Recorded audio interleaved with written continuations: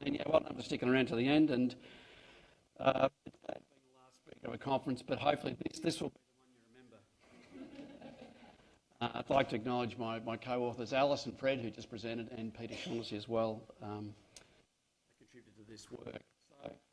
So, actually, on my walk here this afternoon, or this morning, I took this photo. One of the key things is, of course, sea lions are used a lot to badge our tourism nationally, internationally, and they're everywhere. I passed 3 of these on the footpath just on the way from the train station to Adelaide Uni this afternoon. But sea lions are used a lot to promote our state, our tourism, marine parks as well. And they really are the poster child of nature-based tourism industry, which is estimated to be worth around $300 million per year. There are 3 key regions ecotourism occurs. Obviously, the iconic Seal Bay on Kangaroo Island, where you can actually walk in amongst with guides in amongst the breeding colony there, and 2 sites off the Eyre Peninsula in southern Spencer Gulf. 3 operators out of Port Lincoln run swim with tours, and 1 out of Baird Bay on the west coast as well. There's not a lot of data on the economics, how important these particular activities are, but we know, as I got up here with figures from Kangaroo Island, that around 80% of visitors that go to Kangaroo Island do visit Seal Bay, and so these attractions are really important in bringing visitors to the state and are important for regional economies. But I guess my key message today is how viable are these attractions in the long term, and the critical issue here is the status of this species. SARDI undertook a statewide survey. We've been undertaking surveys for sea lions for a number of years, but in 2014-15 we undertook a statewide species. It's very difficult for sea lions. They've got a very unusual 18-month breeding cycle, and they breed asynchronously across the range, so they're really difficult species to track, and they've got a very long breeding season, between 4 to 9 months, depending on the size of the population. We identified 42 extant breeding sites and a total pup abundance of around 2,500, which was very low. Importantly, though, the species in South Australia, 80% of the population for the species occurs here. And based on surveys that we'd undertook only 6 to 10 years earlier, we'd recorded almost 25% decline in abundance over that period. The abundance of the species declining in all regions, as you can see from these information on the distributions on the right of the screen there. And for about almost 70% of sites, we're able to detect a decline in abundance, and the mean rate of decline is almost 3% a year. So our populations at that rate are halving every 20 to 30 years. The median pup reduction, just 23. So half the breeding sites produce fewer than 23 pups every 18 months. And using IUCN methods for analysis to assess the conservation status of the species meets the endangered criteria, which is between 50 to 80% decline over 3 generations. We estimated a 78% decline over 3 generations, which almost meets the critically endangered criteria.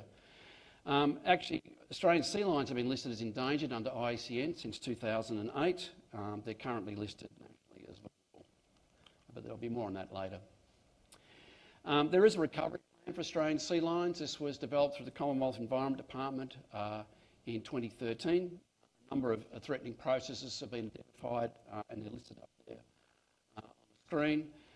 The main contributor that we're aware of prior to the development of the recovery plan was bycatch interactions with commercial fisheries. And in fact, SARDI undertook very extensive work on this issue in the late 2000s. We were aware historically, and from work that we'd done, that entanglement of fishing material in sea lions, that gillnet material was the most prevalent. In the late 2000s, we undertook some observer work in the fisheries. Particularly, the fishery of focus was the gillnet hook and trap fishery, which is managed by the Commonwealth Government. But the fishery is fished in both state and Commonwealth waters in South Australia, excluding the gulfs and bays. So these maps show the distribution of fishing effort and our modelled sea line distribution, and you can see there's a fairly high congruence. We undertook observer programs in the fishery over a 3-year period. We used extensive satellite tracking, which Fred has also presented on, a spatial and population model to essentially enable us to estimate the change in bycatch rates per unit of fishing effort in areas of high, medium and low density of sea lions. And we were able to, through this method, be able to estimate, based on the distribution of fishing effort at the time in the late 2000s, that about 250 sea lions a year were being killed in the fishery. And using population model actually identified for most breeding sites across the state that this bycatch was unsustainable and may well have been contributing significantly to declines in the populations. The Australian Fisheries Management Authority, which manages the gillnet hook and trap fishery, developed an Australian sea line management strategy between 2010 and 2012 and introduced a range of mitigation measures in this fishery over a very short period of time. This was really quite groundbreaking adaptive management that we haven't seen the like of with a threatened species interaction in this country, and in fact globally was quite a significant uptake of information and adaptation into management. So what they've done in the fishery is introduce electronic monitoring. So there's 100% observations of net hauls in this fishery off South Australia, which improves our estimation of interactions with Australian sea lions. Some of these images are presented up there. AFMA introduced spatial closures around all sea lion colonies, ranging between 4 and 11 nautical miles, and then designated 7 zones across the state in which, in those areas open to the fishery, they introduced bycatch trigger limits based on the estimates of what level of bycatch would be sustainable to populations. And so these are very strict. The bycatch trigger limits are only 1 to 2 sea lions per year, with the exception of the zone in the southeast there off the southeast of Kangaroo Island, where it's 5. So if these trigger limits are met, these zones are closed to fishing for 18 months. And that has happened a number of occasions since these were introduced in 2012. In fact, there's always been a closure in that fishery that's been in operation since then. Currently, the area off the Lower Eyre Peninsula there is closed to the fishery. There are also incentives to switch to hook and line methods as well. So these measures have definitely reduced and probably significantly reduced bycatch interactions, and the systems for measuring and estimating the interactions at the vessels are excellent because all the vessels have camera systems, and 100% of the hauling effort is monitored. However, there are no programs in place to assess whether or not any of the mitigation measures are actually delivering the intended benefits to the sea lion populations and enabling their recovery. And so that's a major issue at the moment because we don't have ongoing monitoring happening. So let's roll forward to 2018 and what's happening. Well, this year there's quite a bit happening for Australian sea lions, but it's mainly policy work. The Threatened Species Scientific Committee will be assessing uplisting Australian sea lions from threatened to endangered under the EPBC Act. As I indicated, they have been listed as endangered under ICN since 2000 and since the 2000s. The recovery plan is due for a 5-year review, and 2 of the gillnet fisheries, there's one also operating in Western Australia, are being due for assessment this year. These are wildlife trade operations which provide criteria for essentially sustainable fishing in these fisheries, which sea lion interactions are a key issue. The key issues we face at the moment is there's no monitoring of population abundance or trends, with the exception of Seal Bay in South Australia, which is a program for the Environment Department here. And because of this, it's not possible to assess whether or not, I guess, the effectiveness and adequacy of the bycatch mitigation measures that have been introduced into the gillnet fishery. And there's no other assessment, mitigation or management work into the other potential threats I listed earlier or their cumulative impacts. A key issue we face is inadequate resourcing. There's no Commonwealth funding for Australian sea lions at the moment. There was a Commonwealth scheme called the Australian Marine Mammal Centre, which was provided grants for which funded a lot of the work we did, but that ceased in 2014.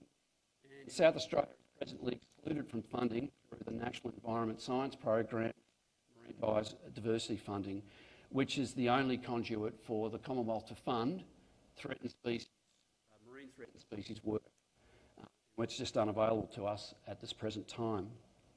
So where to from here? As I indicated, all regional populations for this species are in decline, including those used to support nature-based tourism. So can nature-based tourism play a role here, given the fact that there's very limited resources elsewhere? I think the answer is definitely yes, and I think the answer also is that they probably should. Declining populations are bad. The impact on the business models of these industries. It's a bad look for the industry that it's not sustainable. They're exploiting declining species, and the public expect that a portion of their visitor fees and the profits from those industries should be returned back into conservation and management. And industry should be invested in these species. They really, really should. They're given a great opportunity to make a living and make a profit from these interactions, and they really should be paying rent and access to it, and they should be part of the solution and not part of the problem. They should be really supporting programs to enhance the recovery of species, and importantly, we need to monitor and assess whether or not their activities are having impact on the species as well. So has this approach worked elsewhere? Well, the answer is yes. The Phillip Island Nature Park in Victoria is an extremely good example of this. In 2015-16, in their annual report, they invested $3.8 million into environment, research and education initiatives. A key focus for the nature park at Phillip Island is conservation and management. And here's a quote from the CE of the nature park. And here, explicitly, identifying the environment, the wildlife and the community as shareholders for the business. And that when the business is profiting, the return of dividends essentially should be returned to ensure the species and the environment that underpins the resource is in good shape and they're enhancing it. And they do this. Here's the numbers of penguins coming up at the penguin parade over the last 40 years, where it reached a low point there in the mid-80s. It's the first example of a town being moved to nature conservation. They removed the Summerland Peninsula. They essentially removed it over about a 20-year period. They've managed foxes, they've managed dogs, they've managed car collisions. A whole lot of things have enhanced the habitat. And they've focused on building that population to build up the penguin population there for nature-based tourism. They monitor breeding success every year. The health of these populations are key performance indicators for the sustainability of their industry, and the island is managed for wildlife. Here's their strategic plan. I won't go through it in detail, but the three guiding principles of conservation values will be upheld for all our decisions. Our visitors' needs are paramount and their experiences should be authentic. And the last point is about making it